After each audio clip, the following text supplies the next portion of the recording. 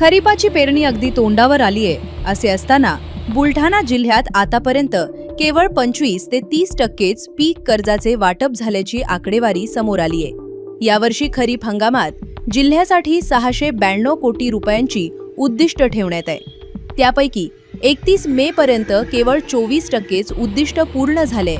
दुसरीकडे शेतकऱ्यांना सिबिलसह इतर कागदपत्राचा अडथळा निर्माण होत असल्याचा आरोप होत आहे। त्यामुळे जिल्ह्यात मनसे आक्रमक झाली असून बँकांनी पीक कर्ज वाटपाच्या प्रक्रियेला गती द्यावी आणि सिबिलसह इतर कागदपत्रांचा अडथळा आणू नये, अन्यथा शेतकऱ्यांची अडवणूक करणाऱ्या बँकांना मनसे स्टाईल ठोकून काढण्याचा इशारा मनसे नेते अमोल रिंढे यांनी दिलाय।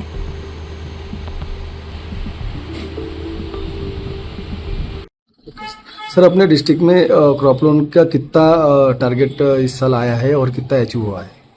सर, इस बार हम लोगों ने टोटल क्रॉप लोन का जो लक्ष्य है हमारा इस फाइनेंशियल ईयर में वो 930 करोड़ का है, जिसमें खरीफ के लिए हम लोगों ने 692 करोड़ का लक्ष्य रखा हुआ है। और अभी तक हमारा अचीवमेंट जो हुआ है वो 24% का अचीवमेंट हुआ है 31 मई तक।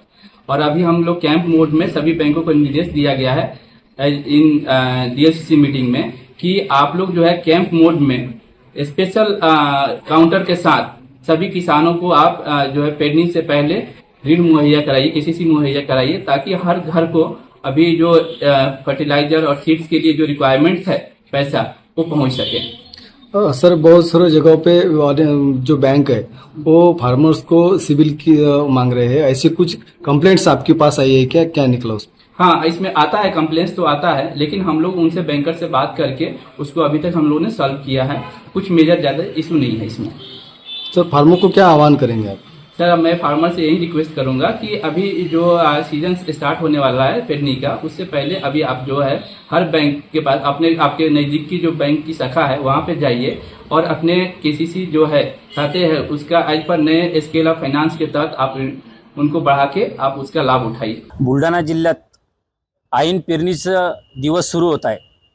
बँकांकडून शेतकऱ्यांना फक्त 25 ते 30% कर्ज वाटप झालेलं आहे। या परिस्थितीमध्ये 70 ते 80% कर्ज वाटप झालेलं असायला हवं होतं, परंतु असं झालं नाही। शेतकऱ्यांना वेगवेगळी त्या ठिकाणी मागणी केल्या जातात, सिबिलची आड घातली जाते, वेगवेगळे कागद त्या ठिकाणी मागितल्यात, परंतु या ठिकाणी माझं असं सांगणं आहे बँकांना की शेतकऱ्यांना विनाकारण त्रास देऊ नका। त्रास देत असेल तर महाराष्ट्र नवनिर्माण सेना आम्ही त्या बँकांच्या विरोधात आम्ही एल्गार करू, त्या बँकांना ठोकून काढू।